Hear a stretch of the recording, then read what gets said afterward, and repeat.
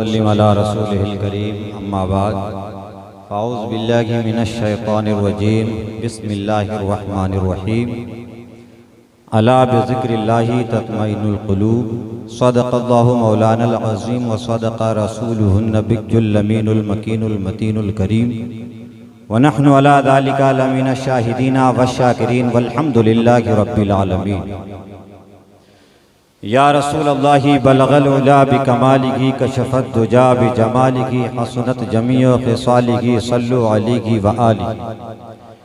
آئیے انتہائی عقیدت و محبت کے ساتھ ادب و احترام کے ساتھ اخلاص کے ساتھ نبی اور آل نبی کی بارگاہ میں جھوم جھوم کر درود پاک کا نذرانہ پیش کریں۔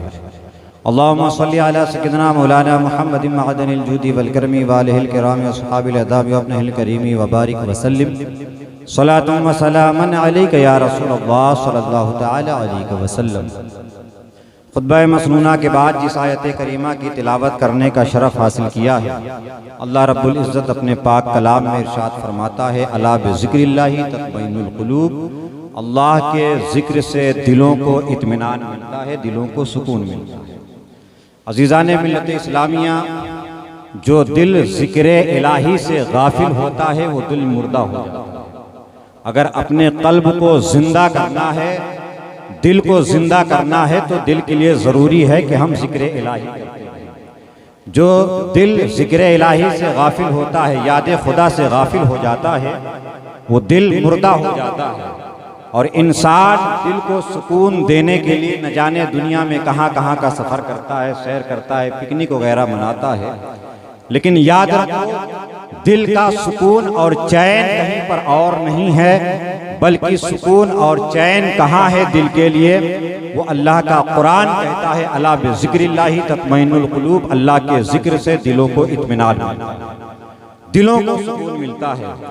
جس طریقے سے انسان اپنے جسم کو طاقتور بنانے کے لیے، جسم کو مضبوط اور قوی بنانے کے لیے انسان کھانا کھاتا ہے، دوسری مقوی جو ہے غذائیں کھاتا ہے تاکہ اس انسان کا جسم قوی ہو، مضبوط ہو، طاقتور ہو، اسی طریقے سے اللہ کے ذکر سے انسان کی روح طاقتور ہوتی ہے، اور جب روح طاقتور ہوتی ہے تو انسان کا دل مضبوط ہوتا ہے، دل کو سکون ملتا ہے، دل کو اطمینان ملتا ہے۔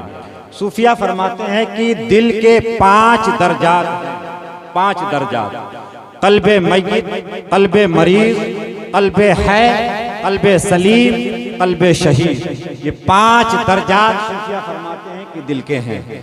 قلب میت وہ دل ہے یعنی جو خدا کی وحدانیت اور رسول کی رسالت کا اقرار نہ کرے، یعنی کفار و مشرکین کا دل ہے، اسی کو قلب جاہل بھی کہا جاتا ہے۔ قلب مریض وہ دل ہے کہ جس کے اندر زندگی کے اسباب بھی پائے جاتے ہیں اور بیماری کے اسباب بھی پائے جاتے ہیں، وہ دل مردہ نہیں، یعنی جو خدا کی وحدانیت، رسول کی رسالت کا اقرار کر لے، ضروریات دین کا اقرار کر لے، لیکن اس کے بعد بھی وہ کبھی کبھی جو ہے مسجد میں چلا جاتا ہے، جمعہ پڑھ لیا، فجر پڑھ لیا، کبھی ظہر پڑھ لیا، کبھی ترک کر دیا۔ اور قلب ہے وہ دل ہے خدا کی وحدانیت، رسول کی رسالت، ضروریات دین کے اقرار کے بعد پھر وہ انسان عبادت کرتا ہے، نمازیں پڑھتا ہے، نوافل کرتا ہے، ذکر و اذکار کرتا ہے، پھر اس کے بعد قلب سلیم آتا ہے، یعنی ان تمام مرحلوں کو پار کرنے کے بعد پھر یہ حالت ہو جاتی ہے بغیر عبادت کے اس کے دل کو سکون نہیں ملتا ہے، چین نہیں ملتا ہے۔ جس انسان کا دل اس درجے تک پہنچ جائے اس کا دل قلب سلیم ہو جاتا ہے، پھر اس کے بعد ان تمام مرحلوں سے اور آگے بڑھ جائے اور آگے مقام پر بلندی کو طے کر لے، پھر آگے یہ ہوتا ہے کہ وہ دل قلب شہید ہو جاتا ہے۔ جب کسی کا دل قلب شہید ہو جاتا ہے پھر اللہ تبارک و تعالیٰ اس کے درمیان سے تمام پردوں کو ہٹا لیتا ہے، پھر وہ بغیر حجاب کے انوار و تجلیات کا مشاہدہ کیا۔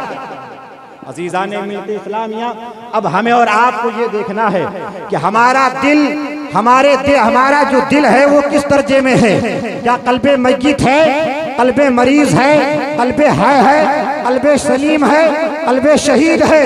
ہمیں اپنے دل کا جائزہ لینا ہے، اپنے دامن میں جھانک کر کے دیکھنا ہے۔ آج ہم حضور سیدی سرکار سید مخدوم اشرف رحمت اللہ تعالی علیہ کی بارگاہ میں آئے ہیں، جہاں سے اپنے دل کو زندہ کر کے جائیں۔ قسم خدا کی، اللہ کے ولی کی بارگاہ میں بیٹھنے سے ہمارے دل کو سکون ملتا ہے، اور جو دل مردہ ہو جایا کرتا ہے اللہ تبارک و تعالی اپنے ولیوں کے صدقے میں اس دل کو زندہ کر دیا کرتا ہے، اس دل کو زندہ کر دیا کرتا ہے۔ ہم اپنے قلب کو یہاں سے زندہ کر کے جائیں، اس خانقاہ سے یہ پیغام لے کر کے جائیں۔ اگر ہم سیدی سرکار مخدوم اشرف کی بارگاہ میں حاضر ہوئے ہیں، اپنے دل کو زندہ کر کے جائیں، دل کو مردہ کر کے نہ جائیں۔ اللہ کے نبی نے ارشاد فرمایا، انسان کے جسم کے اندر گوشت کا ایک لوتھڑا ہے، اگر وہ سدھر جائے گا پورا جسم سدھر جائے گا۔ اللہ کے نبی سے صحابہ نے پوچھا، یا رسول اللہ وہ گوشت کا لوتھڑا کیا ہے؟ اللہ کے نبی نے فرمایا، وَهِيَ قَلْبٌ، وہ دل ہے، اگر وہ سدھر جائے تو پورا جسم سدھر جاتا ہے۔ کیونکہ جو انسان کا بدن ہے، انسان کا جسم ہے، اس جسم کا جو بادشاہ ہوتا ہے وہ انسان کا دل ہوتا ہے۔ مثال کے طور پر کوئی موٹر سائیکل ہے، کوئی گاڑی ہے، اس کا جو بادشاہ ہوتا ہے اس کا انجن ہوتا ہے۔ اگر اس گاڑی سے اس کے انجن کو نکال دیا جائے، وہ گاڑی کباڑ کے میں جائے گی، بھنگار کے بھاؤ میں جائے گی، اس گاڑی کو کوئی پوچھے گا نہیں۔ اسی طریقے سے انسان کے دل کی جو ہے، انسان کے جسم کے اندر جو ملک الاعضاء ہے، جو دل کا بادشاہ ہے، اسے دل کہا جاتا ہے۔ اگر اس کا دل سنور جائے گا پورا جسم سنور جائے گا۔ اگر دل سدھر جائے گا، دل پاک ہو جائے گا، دل گناہوں سے پاک ہو جائے گا، دل میں نور پیدا ہو جائے گا، قسم خدا کی ہاتھ بڑھے گا شریعت مصطفیٰ کے مطابق بڑھے گا، آنکھیں اٹھیں گی شریعت مصطفیٰ کے مطابق اٹھیں گی، قدم اٹھے گا شریعت مصطفیٰ کے مطابق، زبان چلے گی، نبی کی تعریف کرے گا، نبی کی حدیث پڑھے گا، نبی کی جو ہے خدا کے کلام کی تلاوت کرے گا۔ اسی طریقے سے اگر اس کا دل سدھر جائے گا تو یعنی اس کا پورا جسم سدھر جائے گا۔ عزیزان ملت اسلامیہ، بس میرا وقت ہو گیا ہے، 2 منٹ کے اندر میں آخری بات بیان کر کے میں اپنی گفتگو کو ختم کر دوں۔ دل مردہ کیسے ہوتا ہے؟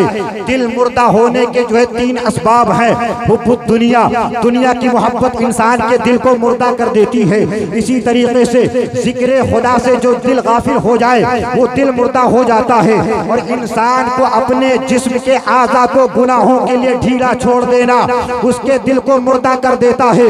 3 چیزیں ہیں جو انسان کے دل کو زندہ کرتی ہے۔ وہ 3 چیزیں کیا ہیں؟